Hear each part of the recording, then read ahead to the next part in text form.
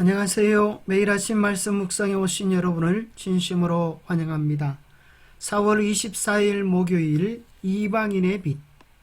하나님께서 이스라엘을 세우신 이유는, 예수님을 이 땅에 보내신 이유는, 교회를 세우신 이유는 이방에게 환한 하나님의 영광의 빛을 비추게 하기 위함이었습니다. 생각할 문제, 이스라엘을 세우신 목적은 무엇인가? 교회가 해야 할 마땅한 사명은 무엇인가? 오늘 우리에게 주는 교훈은 무엇인가? 민수기 14장 17절에서 21절입니다. 이제 구하옵나니 이미 말씀하신 대로 주의 큰 권능을 나타내옵소서. 이르시기를 여호와는 노하기를 더디하시고 인자가 많아 죄악과 허물을 사하시나 형벌 받을 자는 결단코 사하지 아니하시고 아버지의 죄악을 자식에게 갚아 3, 4대까지 이르게 하리라 하셨나이다. 구하옵나니 주의 인자의 광대하심을 따라 이 백성의 죄악을 사하시되 애굽에서부터 지금까지 이 백성을 사하신 것 같이 사하시옵소서. 여호와께서 이르시되 내가 내 말대로 사하노라. 그러나 내가 진실로 내가 살아있는 것과 여호와의 영광이 온 세계에 충만할 것을 두고 맹세하노니, 하나님의 성품은 노하기를 더디하시고 인자가 많아 죄악과 허물을 사하시지만 형벌 받을 자를 결단코 사하지 아니하시는 공의로운 하나님이십니다. 그 하나님의 영광이, 하나님의 아름다운 품성이 온 세상에 환히 비춰주기를 하나님은 기대하고 계셨습니다. 이사야 42장 6절, 나 여호와가 의로 너를 불렀은즉 내가 내 손을 잡아 너를 보호하며 너를 세워 백성의 언약과 이방의 빛이 되게 하리니. 하나님께서 이스라엘을 구별하여 세우신 주된 목적은 나머지 세상을 정죄하려는 것이 아니라 구원하기 위한 것이었습니다. 물론 우리 대부분은 다른 사람의 어려운 행실을 직면할 때 그렇지 못한 자신의 모습이 정죄받는 것처럼 느끼기도 합니다. 따라서 이스라엘의 존재는 주변 국가의 죄와 이기심을 부각시키기도 했습니다. 하나님과 조화를 이루며 사는 신자들은 하나님의 어려운 성품을 높이며 자연스럽게 다른 일을 회심하게 이끕니다. 하나님의 계명을 지키는 사람의 삶을 통해 하나님의 성품이 나타나기를 하나님은 기대하십니다. 이스라엘 백성이 마땅히 행해야 할 것을 행하고 당부하신 말씀을 따랐더라면 열방은 이스라엘과 그들이 하나님에 대해 더 많이 알고자 평화 가운데 그들에게 다가왔을 것입니다. 그러나 바벨론 포로 생활에서도 알 수 있듯이 비극적이게도 이 나라들은 이스라엘 백성들이 마땅히 해야 할 바를 하지 못함으로 말미암아 평화 대신에 전쟁을 일으키기 위하여 다가왔습니다. 그 모든 예언의 핵심적인 말씀이 이사야 28장에 나오는 복과 저주의 장입니다.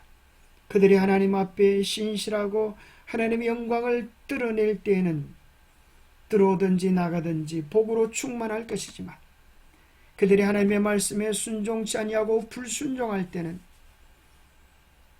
들어와도 나가도 저주가 가득할 것을 말씀하셨는데 이스라엘의 불순종과 우상 숭배가 그러한 결과를 거두게 했습니다. 하나님의 성품을 온전히 드러낼 수 있는 분은 예수님밖에 없습니다. 이제 교회가 예수님의 사명을 이어받아서 온 세상에 하나님의 성품을 바르게 나타내야 합니다. 그것이 마지막 시대 하나님의 교회에게 주어진 말씀입니다. 이루의 다른 천사가 하늘에서 내려오는 것을 보니 큰 권세를 가졌는데 그의 영광으로 땅이 환하여지더라. 힘찬 음성으로 외치르되 무너졌도다 무너졌도다 큰 성 바벨론이여. 귀신의 처소와 각종 더러운 영이 모이는 곳과 각종 더럽고 가장한 새들이 모이는 곳이 되었도다. 그 음행의 진노의 포도주로 말미암아 만국이 무너졌으며 또 땅의 왕들이 그와 더불어 음행하였으며 땅의 상인들도 그 사치의 세력으로 지부하였도다. 하더라. 또 내가 들으니 하늘로부터 다른 음성이 나서 이르되 내 백성아 거기서 나와 그의 죄에 참여하지 말고 그가 받을 재앙들을 받지 말라. 하나님의 교회의 사명을 하늘을 날아가는 천사가 힘센 음성으로 기비를 외치는 것으로 묘사되었습니다. 바벨론 가운데서 하나님의 참된 백성을 불러내기 위해서는 그들의 삶에 하나님의 영광의 빛이, 하나님의 품성의 빛이 가득할 때 그 일을, 그 사명을 감당할 수 있을 것입니다. 이스라엘 민족을 세우신 궁극적인 목적은 하나님께서 교회를 세우신 목적과 동일합니다. 그분은 당신의 백성을 사용하여 죄인들을 그리스도께로 이끌기를 갈망하십니다. 하나님의 교회를 통해 전파되는 새 천사의 기별은 선택된 소수에게가 아니라 모든 나라와 족속과 방언과 백성에게 전해야 할 기별입니다. 요한계시록 18장은 그리스도의 재림 전에 온 땅이 하나님의 영광으로 환하여질 것을 예언합니다. 어떻게 하면 그 일이 가능하겠습니까? 어떻게 하면 우리의 삶에도 영광의 빛이 비추어질 수 있을까요? 자아가 죽고 그리스도께서 우리의 주인이 되실 때 가능합니다. 이타적 사랑의 섬김과 봉사가 우리에게 꽃의 향기처럼 가득할 때 나비와 벌들이 찾아올 것이고 우리 속에 이기적인 욕망의 냄새가 가득하면 온갖 벌레들이 찾아올 것입니다. 그리스도가 온 세상을 환하게 복음으로 비추게 되신 이유는 요한복음 12장 24절에 자기 자신을 십자가에 온전히 못 박아 죽으셨기 때문입니다. 내가 진실로 진실로 너에게 이르노니 하늘의 밀이 땅에 떨어져 죽지 아니하면 하늘 그대로 있고 죽으면 많은 열매를 맺느니라. 수백 년이 지나도 수천 년이 지나도 썩어지지 아니하면 하늘의 밀알은 언제까지나 하늘이지만 떨어져 죽을 때 자아가 죽고 그리스도께서 그 안에 살아나실 때 30배, 60배, 100배 맺는 수확들로 증가되게 될 것입니다. 온 세상이 환해짐, 마침내 교회를 통하여 하나님의 사랑이 최종적이고 완전하게 나타나서 세상을 그 영광으로 환하게 빛나게 할 것이다.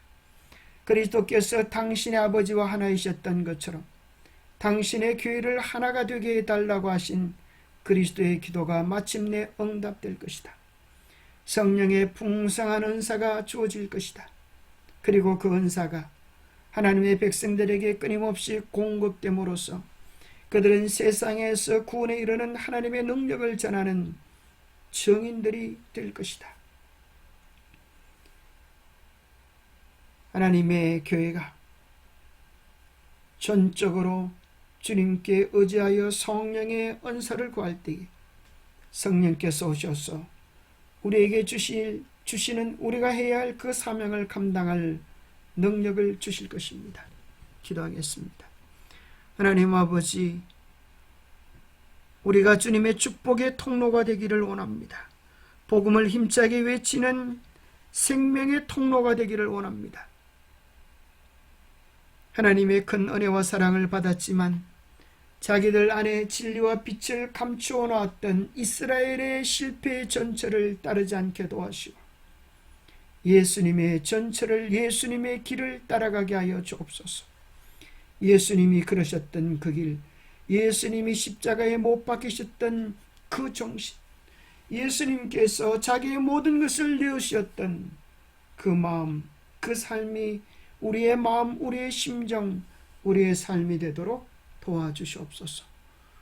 주님의 사랑의 역사, 성령 역사가 우리를 붙잡아 주셔서 온전히 우리도 주님이 쓰실 통로로 준비되게 복을 다하여 주시옵기를 우리 주 예수 그리스도 이름 머지하여 간절히 간구하옵나이다. 우리의 마음을 누구에게 드리느냐에 따라서 우리는 하나님의 도구가 될 수도 있고 어둠의 도구가 될 수도 있습니다.